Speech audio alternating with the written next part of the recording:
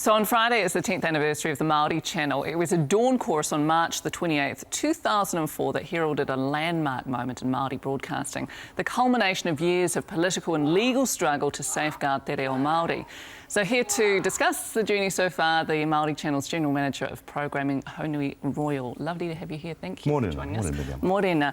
Surely its most outstanding achievement must be being here after 10 years when so many detractors gave it no more than 6 months at the beginning. I think you're right there, actually, yeah.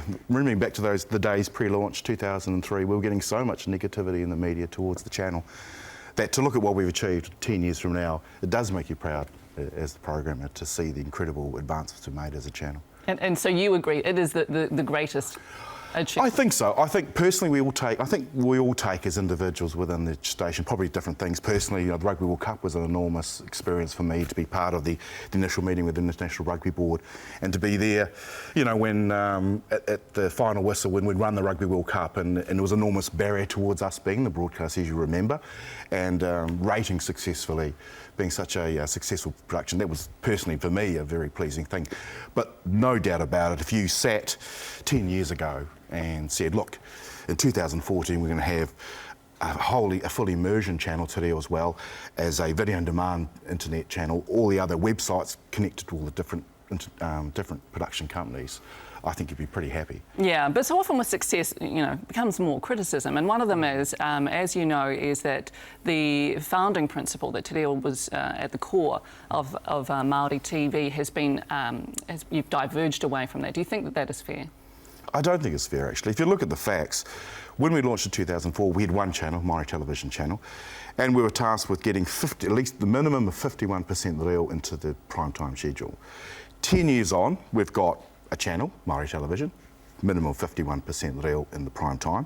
We've got, as I said, 100% immersion te reo channel. We've also got a video on demand platform that offers an immense level of programming. So you feel that Maori TV is actually serving that purpose? I mean, you mentioned ratings before. How important is that to Maori TV? I think ratings are a component because I think you have to use... We're not a commercially driven broadcaster. So we are a public broadcaster in the sense that the reo and the culture is at the forefront of what we're trying to do. So but are you trying to serve Maori or not attract Maori? It's a balancing act. I think it's a balancing act. I think different programming, we've got festival, documentaries and movies do very well for the non-Maori audience as well. But if you look at the thrust of our total package, it really is very Māori-centric and Māori-focused. It is a tricky area to get into because then it raises that idea of whether or not Maori TV is becoming Pākehā-fied, which is a bit of a catchword that's around at the moment. Certainly the Kohanga Reo story has sort of lent more weight to that accusation, I guess. And do you think that's a fair one? And do you think that Maori TV needs to be more focused on the positive than the negative stories? I think we are focused on the positive. If you look at the main driver, I think one of the undercurrents really of getting ourselves our own television channel was that the amount of negativity towards the Māori image in mainstream. And even last year there was academic studies that showed in studying the mainstream channels that the inordinate amount of negativity attached to when you saw a Māori person in mainstream, particularly in prime time.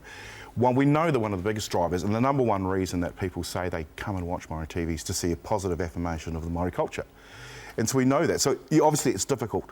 How do you balance that if you want to investigate the darker sides of things and the troublesome? And I think that's a question we're going to be looking more and more at as the year goes on, particularly with an election coming up.